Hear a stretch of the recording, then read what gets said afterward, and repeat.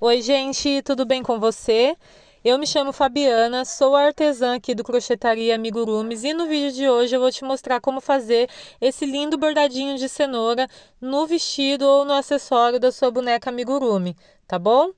Então, para a gente fazer esse bordadinho, vou utilizar aqui tesoura, uma agulha com a ponta bem fina.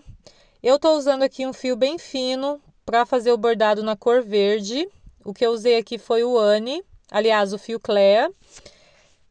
Vou utilizar também o fio amigurumi na cor laranja, mas você pode pegar um mais fino, porque esse fio amigurumi eu vou desmembrar ele. Ele tem 5 pontas, tá? Então eu vou dividir aqui 2 pontas para um lado, 3 pontas para o outro e vou usar a parte que ficar mais fina para poder fazer esse bordadinho, tá bom?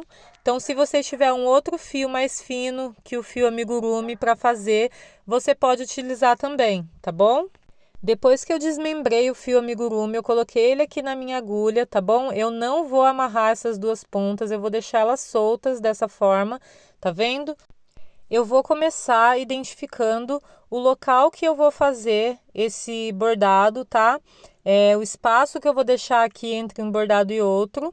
Então, é bom você seguir aí uma lógica no seu trabalho, tá?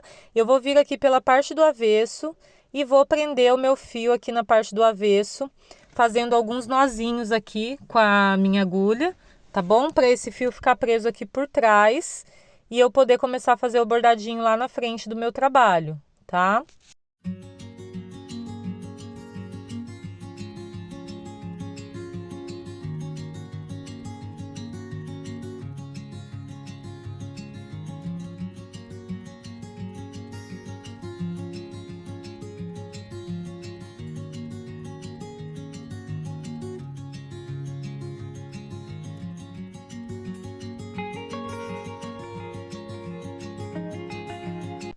Bom, gente, depois que eu prendi lá atrás, eu vou trazer a minha agulha aqui pra frente, tá? Na posição que eu pretendo bordar a minha cenourinha.